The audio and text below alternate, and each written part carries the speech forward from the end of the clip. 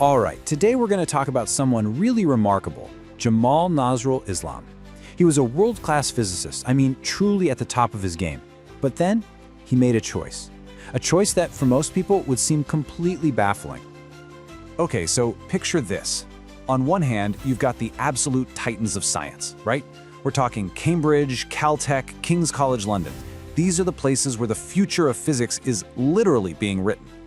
And then, on the other hand, you have the University of Chittagong in Bangladesh. That contrast? That's the choice at the very heart of this story.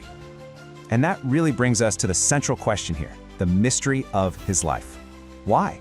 Why would a brilliant mind, at the absolute peak of his career, working in these world-famous labs, just leave it all behind? That's the puzzle we're going to try and solve today. So to even begin to understand a decision like that, we first have to appreciate the sheer brilliance of the person who made it. So let's rewind a bit and look at his incredible journey, his rise through the academic world. Just look at the speed of his academic climb. It's astonishing. He gets his bachelor's in '59. Just 1 year later, 1 year, he has a master's from Cambridge. A few years after that, boom, PhD in '64. And then in 1982, Cambridge gives him a DSc, a Doctorate of Science. Now you have to understand, this isn't just another degree, it's a higher doctorate, something they only give to people who've made a massive, sustained contribution to their field. This isn't just a career path, this is the trajectory of a mind operating on a whole other level.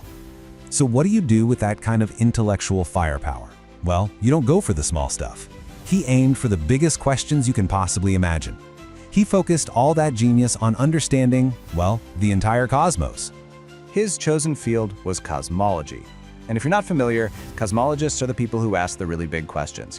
Simple stuff like, where did the whole universe come from? How's it changing? And what's the ultimate fate of everything? That was the playground for his mind. And his impact wasn't just buried in some obscure academic papers. No, he wrote the actual books that define the field for others. We're talking major works like The Ultimate Fate of the Universe from Cambridge University Press. These became essential reading. So he wasn't just in the conversation about the cosmos, he was pretty much writing the script for it. Okay, so this is where the story takes that sharp, unexpected turn. It's 1984.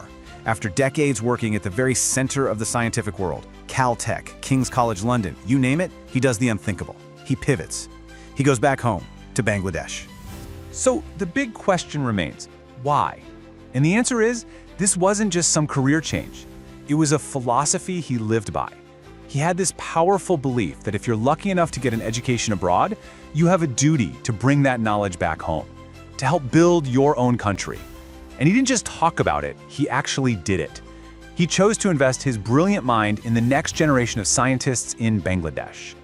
But here's where the story gets even richer. If you think of Jamal Nazrul Islam as just a physicist, you're only seeing a tiny piece of the puzzle. His mind, his passions, they were way too big to be boxed into just one field. You see, the universe he was studying with all those equations, that was just one of his interests. His own personal universe was just as vast, filled with culture, art, and this incredible sense of duty to others. Check out how diverse his passions were. He was an artist, a singer of songs by the great poet Rabindranath Tagore. He was a spiritual person, deeply interested in Sufism. He was also a social activist, totally dedicated to fighting poverty. And on top of all that, he made sure science wasn't just for the elites. He wrote books like Black Hole in his native Bengali so everyone could understand these big ideas. This was a true modern-day Renaissance man. So after a life like that, a life of incredible science and selfless service, how is it all remembered? Let's wrap up by looking at the legacy he left behind and how he was honored for it. In his home country, they absolutely understood what a gift they'd been given. The recognition started pouring in almost as soon as he got back, with a gold award from the Bangladesh Academy of Sciences.